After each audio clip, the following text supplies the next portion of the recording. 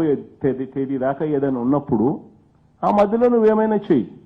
పలాని నీకు సరిగ్గా అనిపించలేదు, పలానోడిని మార్చాలి, పలానోడు నీకు ఇష్టం లేదు, పలానోడు సరిగ్గా పనిచేయడం లేదు అనుకుంటున్నాడు అని నువ్వు అనుకుంటే మీ విచక్షణ ప్రకారం మార్చుకోండి. కానీ ఒకవైపునేమో ఇండెఫినెట్గా ఎలక్షన్లు పోస్ట్పోన్ చేస్తారు, కరోనా వైరస్ అని పేరు చెప్పి సాకు చెప్పి. రెండో వైపున అదే ప్రెస్ మీట్లోనే గుంటూరు జిల్లాకు సంబంధించి, చిత్తూరు జిల్లాకు సంబంధించిన కలెక్టర్లను, ఎస్పీలను ట్రాన్స్ఫర్ అంటావు, మాచర్ల సీఐని తప్పిస్తున్నానంటావు, అధికారులను తప్పిస్తున్నానంటావు. అంటే ఎక్కడి నుంచి నీకు అధికారం వచ్చింది? ప్రజలు ఓట్లేస్తే 151 స్థానాలు, 175 స్థానాలకు 151 స్థానాలు ప్రజలు ఓట్లేసి గెలిపించి ఇస్తే వైఎస్ఆర్ కాంగ్రెస్ పార్టీ అధికారంలోకి వచ్చింది. వైఎస్ జగన్మోహన్ రెడ్డి అనే వ్యక్తి ముఖ్యమంత్రిగా ఉన్నాడు. మరి ఈ అధికారం జగన్మోహన్ రెడ్డిదా, లేకపోతే ముఖ్యమంత్రిదా, లేకపోతే రమేష్ కుమార్ అనే చెప్పబడే ఈ వ్యక్తిదా? నాకైతే ఆశ్చర్యంగా ఉంది. బుర్రలో క్లారిటీ అనేది ఉండాలి. ఈధర్ ఎలక్షన్ అన్నా జరపండి, 10 రోజుల్లో కంప్లీట్ చేసేయండి. ఆ 10 రోజుల్లో మేమన్నా చేసుకో, మేము కూడా గమనం ఉంటాం. ఎందుకంటే 10 రోజులకు అయిపోతుందిలే అని చెప్పి మేము కూడా అట్లీస్ట్ వి విల్ యాక్సెప్ట్. కానీ ఒకవైపునేమో ఎలక్షన్లు ఇండిస్క్రిమినేట్గా నీ ఇష్టం వచ్చినట్టుగా పోస్ట్పోన్, ఏమనంటే నీకున్న విచక్షణ అధికారం అంటావు. ఈ కొత్త పదం నేర్చుకున్నారబ్బా అందరు ఈ మధ్యకాలంలో, విచక్షణ అధికారం అంట. ఎవడన్నా కానీ ఏమన్నా చూడు, కొత్తగా ఈ పదం నేర్చుకున్నారు, విచక్షణ అధికారం అంట. విచక్షణ అధికారం అంట, election postpone. At the same time నువ్వే ముఖ్యమంత్రిగా ఎస్పీలను మారుస్తావు, కలెక్టర్లను మారుస్తావు, పేదలకు సంబంధించిన ఇళ్ల పట్టాలు ఇద్దరంటావు, అధికారులకు మెమో జారీ చేస్తావు, కలెక్టర్లకు మెమో జారీ చేస్తావు. నాకు ఆశ్చర్యం అనిపిస్తున్నది. Can such right be given? Can such right be taken? అంటే ఇంకా డెమోక్రసీలో ఇంకా ప్రజలు ఓట్లేయడం ఎందుకు, ప్రజలు ముఖ్యమంత్రులుగా చేయడం ఎందుకు, ఎమ్మెల్యేలుగా ఎన్నిక కావడం ఎందుకు, ఎమ్మెల్యేలుగా ప్రజలు ఓట్లేయడం ఎందుకు? Why should any government come? Election commission ఎవరైతే ఉంటాడో వాళ్ళే ముఖ్యమంత్రిగా చేసేయచ్చు కదా.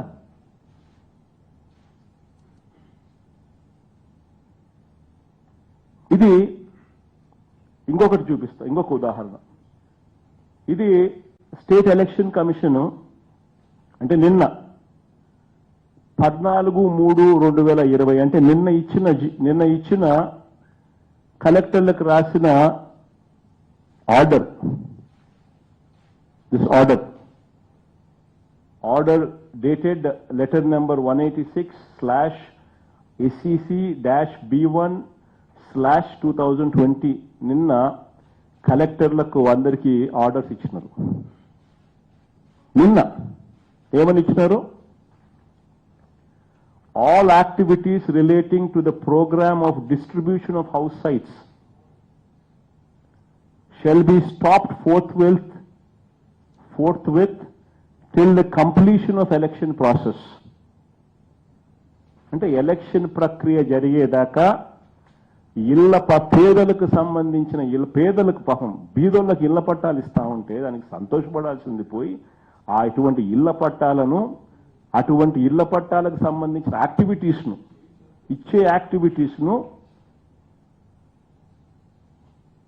all activities relating to the program of distribution of house sites shall be stopped. ఆపేయమని కలెక్టర్లకు this man writes a letter yesterday. నిన్న ఈ లెటర్ ఇచ్చి ఈ రోజు పొద్దున నాకైతే ఆశ్చర్యం అనిపించింది. నిన్నటికి ఈ రోజు పొద్దునకి ఏం తేడా వచ్చిందో నాకు తెలియదు. కేవలం ఒకే ఒక తేడా నాకు కనపడింది. ఏంటంటే వైఎస్ఆర్ కాంగ్రెస్ పార్టీ స్వీప్ చేస్తా ఉంది ఎలక్షన్లకు. యునానిమస్ గా ఎలక్ట్ అయిన వాళ్ళు దాదాపుగా 9,000 మంది, 9,600 మంది ఎంపీటీసీలో 2,000 పైచిలకు వైఎస్ఆర్సీపీ యునానిమస్ గానే స్వీప్ చేసింది అన్న ఒకే ఒక్క శుభవార్త వాళ్లకు దుర్వార్తగా వినిపించిన ఒకే ఒక ఘటన తప్ప ఇంకా ఎటువంటి ఘటన జరగలేదు. నిన్నటికి ఈ రోజుకి మధ్య జరిగింది ఏంటంటే అదొక్కటే జరిగింది. వైఎస్ఆర్ కాంగ్రెస్ పార్టీ స్వీప్ చేస్తా ఉంది ఎంపీటీసీలు జెడ్పీటీసీలు ఎలక్షన్లను అని చెప్పి. Other than that there is nothing else what has happened. అది తట్టుకోలేక జీర్ణించుకోలేక చంద్రబాబు నాయుడు గారు ఇంకా దారుణమైన పరిస్థితిలోకి పడిపోతున్నారు అని చెప్పి ప్రజలు అనుకుంటారేమో, ఎక్కడ అనుకుంటారేమో అని చెప్పి ఏకంగా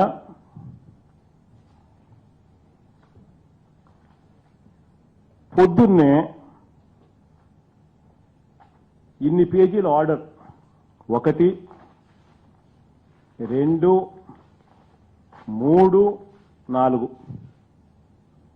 పొద్దున్నే ఇన్ని పేజీల ఆర్డర్ వచ్చింది. ఆశ్చర్యం ఏం తెలుసా?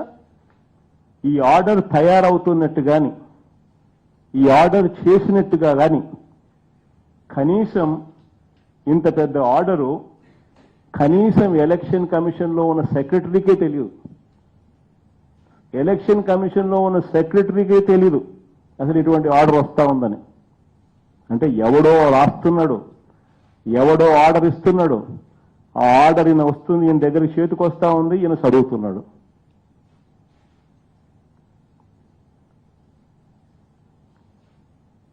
Is it right? ఇలా చేయడం ధర్మమేనా?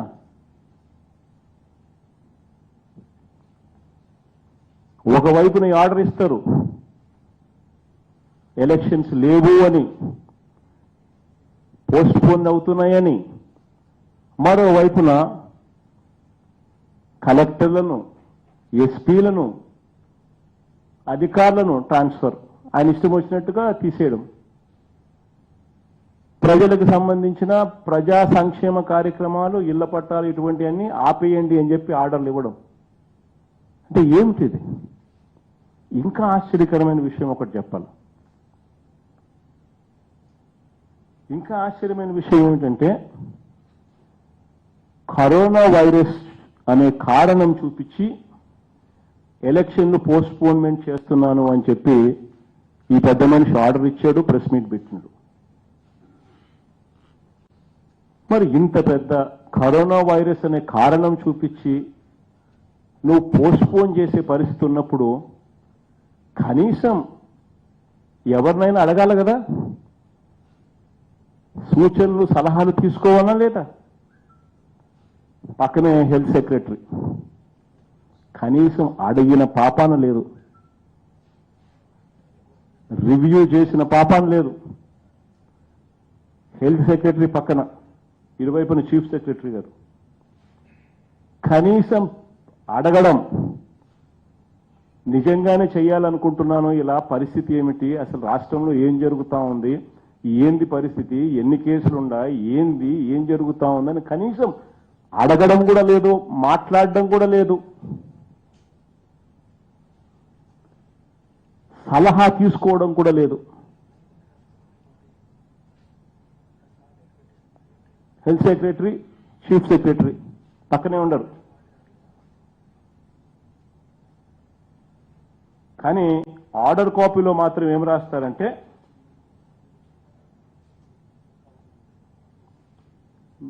సలహా తీసుకున్నట్టు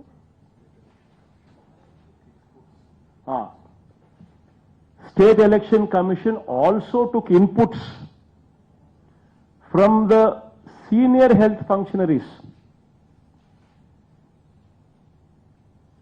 who have indicated that health safeguards may be put in place immediately to avoid health safeguards may be put in place immediately to avoid large public gatherings to contain its possible spread.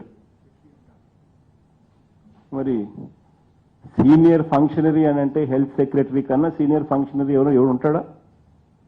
Health సెక్రటరీకే తెలియదు. Health secretary కనీసం పిలిచి మాట్లాడిన పాపన పోలా, ఒక review తీసుకోవాలా, ఏం జరుగుతుందో నేను తెలియదు. చీఫ్ సెక్రటరీకి తెలియదు. Can something like this happen? Just because you want to do something, you are doing. అది చేస్తేవి చేసేటప్పుడు ఒకవైపునేమో చేస్తావు, రెండో వైపున నువ్వు ఇంకా పవర్ ఎలక్షన్ కమిషన్గా నీకున్న పవర్ను కంటిన్యూ చేస్తావు. కలెక్టర్లు మారుస్తావు, ఎస్పీలు మారుస్తావు, ప్రజలకు సంబంధించిన సంక్షేమ పథకాలు ఆపాలంటావు, ఇళ్ల పట్టాలు ఇవ్వద్దనంటావు. What is happening? Is it right? డెమోక్రసీలో ఇది రైటేనా? ఇది కరెక్ట్ పద్ధతేనా? One should seriously question. Chandrababu Naidu తనకు ఆ పదవిలో పెట్టిండొచ్చు, చంద్రబాబు నాయుడే ఆ పదవి ఇచ్చిండొచ్చు, ఆయన సామాజిక వర్గం చంద్రబాబు నాయుడు గారి సామాజిక వర్గం ఒకటే కావచ్చు. అయినా ఇంత వివక్ష చూపడం ధర్మమేనా? కరెక్టేనా ఇది? This is something what one should ask seriously.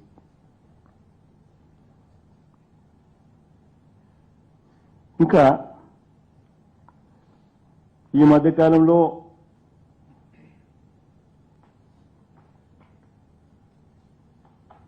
ఏమంటాడు, ఈ ఎలక్షన్లకు సంబంధించి నానా యాగి చేస్తా ఉన్నారు చంద్రబాబు నాయుడు అండ్ చంద్రబాబు నాయుడుకి సంబంధించిన కొన్ని ఎల్లో పత్రికలు, ఎల్లో టీవీ ఛానళ్ళు. ఆశ్చర్యం కలిగించే విషయాలండి నాకైతే. రాష్ట్రంలో ఎంపీటీసీలు, జెడ్పీటీసీలు రెండు కలుపుకుంటే 10,243 చోట్ల పోటీ జరుగుతూ ఉంది. అంటే 9,600 చిల్లర ఎంపీటీసీలు, ఒక 600 చిల్లర జెడ్పీటీసీలు రెండు కలుపుకుంటే 10,243 చోట్ల ఎన్నికలు జరుగుతూ ఉన్నాయి. ఇందులో 54,594 నామినేషన్లు, 54,594 నామినేషన్లు వేస్తే కేవలం చెదురుమదురు ఘటనలు జరిగిన చోట్ల ఎన్నో తెలుసా? కేవలం 43 చోట్ల మాత్రమే చెదురుమదురు ఘటనలు జరిగాయి. కేవలం 43. 10,243 చోట్ల ఎంపీటీసీలు, జెడ్పీటీసీలు జరుగుతూ ఉంటే కేవలం 43 చోట్ల మాత్రమే చెదురుమదురు ఘటనలు. 54,594 నామినేషన్లు అన్ని పార్టీల వాళ్ళు వేశారు. Similarly 2,794 wards or divisions, 2,794 wards divisions లో పోటీ జరుగుతూ ఉంటే, ఎన్నికలు జరుగుతూ ఉంటే 15,185 నామినేషన్లు పడ్డాయి. 2,794 వార్డులకు, డివిజన్లకు ఎలక్షన్ జరిగితే 15,185 నామినేషన్లు పడినాయి. ఇందులో చెదురుమదురు ఘటన జరిగింది కేవలం 14 చోట్ల. ఇందులో చెదురుమదురు ఘటన జరిగింది కేవలం 14 చోట్ల. అంటే 2,794 చోట్ల వార్డులు, డివిజన్స్ జరుగుతూ ఉంటే కేవలం 14 చోట్ల మాత్రమే చెదురుమదురు ఘటన జరిగింది. ఏ ఎలక్షన్లలో అయినా కానీ లోకల్ బాడీ, స్థానిక ఎన్నికలు జరుగుతూ ఉంటే ఈ మేరకు ఎక్కడైనా జరగకుండా ఇంతకుముందు ఎప్పుడైనా ఎన్నికలు జరిగినాయా? ఇంతకన్నా ఎక్కువే జరిగాయి కానీ ఎక్కడైనా ఇంతకన్నా తక్కువే జరిగాయని చెప్పే పరిస్థితి ఎక్కడైనా ఉందా? ఒక్కసారి గుండెల మీద చేతులు వేసుకుని ఒక్కసారి ఆలోచన చేయమని అడుగుతా ఉన్నా. ఒక విష ప్రచారం చేయడం, ఒక రాక్షస క్రీడకు పాల్పడడం, కేవలం మీకు 4 పత్రికలు ఎక్కువ ఉన్నాయనో, 4 టీవీ ఛానళ్ళు ఎక్కువ ఉన్నాయనో, ఇంత దారుణమైన మనస్తత్వం కలిగి ఉండడం ధర్మమేనా? అయినా కూడా మా పోలీసుల గురించి నేను గర్వంగా చెప్తా, ఎక్కడా కూడా వాళ్ళు ఉపేక్షించలేదు. 8 చోట్ల ఏకంగా 307 సెక్షన్ల కేసులు కూడా పెట్టినారు. అంటే అటెంప్ట్ టు మర్డర్ కేసులు కూడా 8 చోట్ల నమోదు చేసినారు. ఎక్కడా కూడా కేసులు, ఎక్కడా కూడా పోలీసులు ప్రేక్షక పాత్ర వహించాల. They have done their duty with utmost sincerity. ఎంత దారుణం అంటే అంత దారుణం. పోనీ యునానిమస్ గురించి ఒకసారి, ఏకగ్రీవం గురించి మాట్లాడాల్సి వస్తే, ఇది ఇంతకు ముందు ఎన్నికల్లో, అంటే ఈ లోకల్ బాడీ ఎలక్షన్స్ కన్నా ఇంతకు ముందు లోకల్ బాడీ ఎలక్షన్స్, అంటే 2013లో జరిగిన లోకల్ బాడీ ఎలక్షన్స్లో, అప్పుడు ఇది ఈనాడు పేపరు, ఒక చదివి వినిపిస్తా. 2013లో జరిగిన లోకల్ బాడీ ఎలక్షన్స్లో ఇదే ఈనాడు పేపర్ ఏం రాసిందో ఒక్కసారి చదివి వినిపిస్తా. మండల పరిషత్ ప్రాదేశిక నియోజకవర్గాల ఎంపీటీసీ ఏకగ్రీవాలలో తెలుగుదేశం పార్టీ సత్తా చాటింది. ఈనాడు 2013కు సంబంధించిన లోకల్ బాడీ ఎలక్షన్స్ ఈనాడు. మళ్ళా చదువుతా. మండల పరిషత్ ప్రాదేశిక నియోజకవర్గాలు ఎంపీటీసీల్లో ఏకగ్రీవాలలో తెలుగుదేశం పార్టీ సత్తా చాటింది. ఆంధ్రప్రదేశ్ సీమాంధ్రలోని 13 జిల్లాల్లో మొత్తం 269 ఎంపీటీసీలు ఏకగ్రీవమయ్యాయి. ఇందులో 105 ఎంపీటీసీలను తెలుగుదేశం కైవసం చేసుకుంది. 70 స్థానాలను వైకాపా దక్కించుకుంది. ఆంధ్రప్రదేశ్లో పార్టీ పరిస్థితి ఘోరంగా దెబ్బతిన్న నేపథ్యంలో కాంగ్రెస్ 6 స్థానాలకే పరిమితమైంది. ఉభయ కమ్యూనిస్టులు 2 ఎంపీటీసీలు, భాజపా 1 స్థానాన్ని ఏకగ్రీవంగా పొందింది. స్వతంత్రులు 83 స్థానాలను చేజిక్కించుకున్నారు.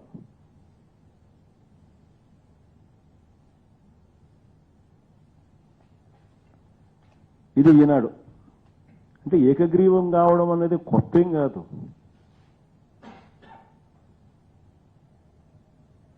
పార్టీ గాలి 9 నెలల కిందట ఎన్నికలు జరిగాయి. 151 స్థానాల్లో వైఎస్ఆర్ కాంగ్రెస్ పార్టీ గెలిచింది. 9 నెలల నుంచి 9 నెలల్లో ప్రజలు హర్షించదగ్గ పాలన ఇచ్చాం. ప్రజలకు మేలు చేసే పరిపాలన ఇచ్చాం. మేనిఫెస్టోలో ఎక్కడా కూడా, మేనిఫెస్టోలో ఏదైతే చెప్పామో అందులో దాదాపుగా 90% మేనిఫెస్టోలో చెప్పిన ప్రతి పని కూడా కార్యరూపాన్ని దాల్చేట్టుగా చర్యలు తీసుకున్నాం. ప్రజలకు ఇష్టమైన పాలన, మంచి పరిపాలన, ప్రజలు మెచ్చుకునే పాలన తీసుకొచ్చాం. ఇటువంటి పరిస్థితుల్లో వైఎస్ఆర్ కాంగ్రెస్ పార్టీ స్వీప్ చేస్తే చంద్రబాబు నాయుడు ఎందుకు తట్టుకోలేకపోతా ఉన్నాడు? ఎలక్షన్ కమిషన్ ఎందుకు అంత దయనీయమైన పరిస్థితిలోకి ఎలక్షన్ కమిషన్లో చంద్రబాబు నాయుడుకున్న వ్యవస్థల్లో తనకున్న మోల్స్, వ్యవస్థల్లో ఉన్న తనకున్న మోల్స్ను ఉపయోగించి వాళ్ళ వ్యవస్థలను కూడా దిగజార్చే కార్యక్రమం ఎందుకు చేస్తా ఉన్నాడు చంద్రబాబు నాయుడు గారు? ఒకసారి అందరం అలా ఆలోచన చేయాలి. ఒకసారి అందరం కూడా గమనించాల్సిన అంశం ఒకటి ఉంది. ఈ ఎన్నికలు ప్రక్రియ అన్నది జరగడము ఎందుకు ఇంత అవసరము అన్నది అందరం కూడా ఆలోచన చేయాలి. ఈ ఎన్నికలు అయిపోతే మార్చి 31వ తారీఖు లోపల ఎన్నికలు అయిపోతే 14వ ఆర్థిక కమిషన్, 14th ఫైనాన్స్ కమిషన్ నిధులు దాదాపుగా 5,000 కోట్ల రూపాయలు రాష్ట్ర ప్రభుత్వానికి వచ్చే పరిస్థితి ఉంటుంది. ఈ ఎన్నికలు జరగకపోతే ఆ డబ్బులు రాని పరిస్థితి.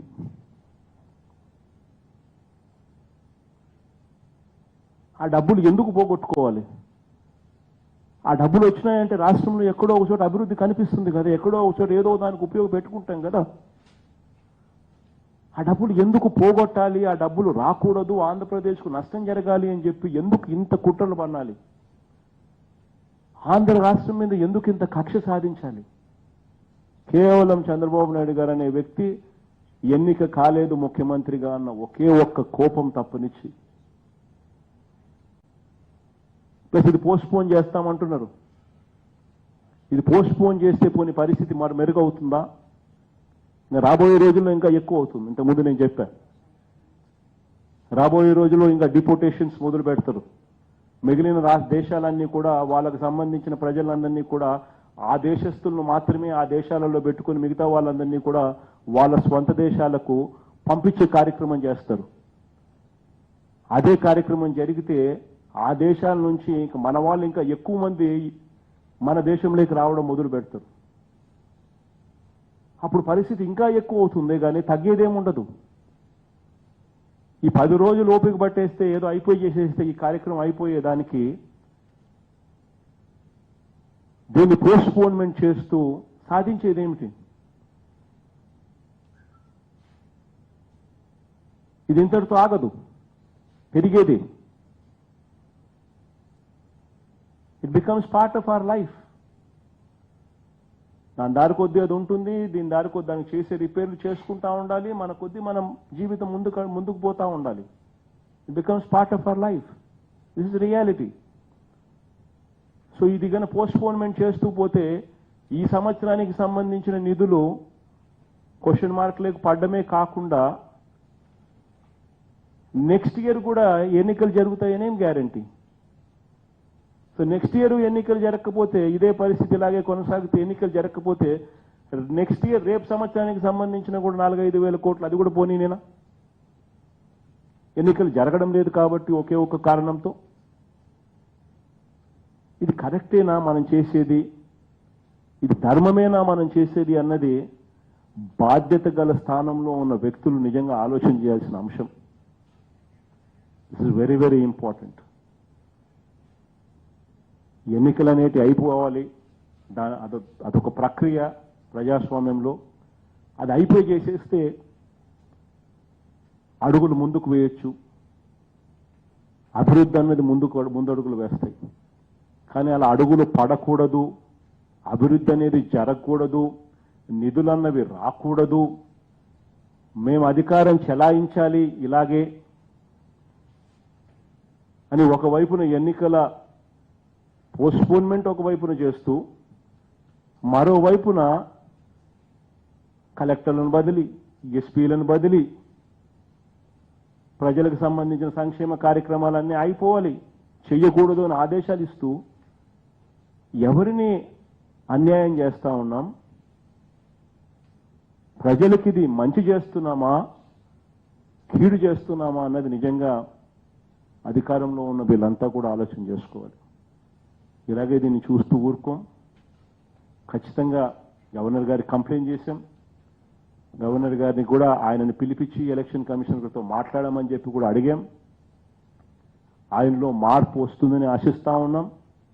ఒకవేళ ఆయనలో మార్పు రాకపోతే దీన్ని ఇంకా పై స్థానాలలో కూడా దీన్ని తీసుకొని పోయి ఈ మనిషి చేస్తా ఉన్న పనులను అన్నింటినీ కూడా ఇంకా ఎక్స్పోజ్ చేసే కార్యక్రమం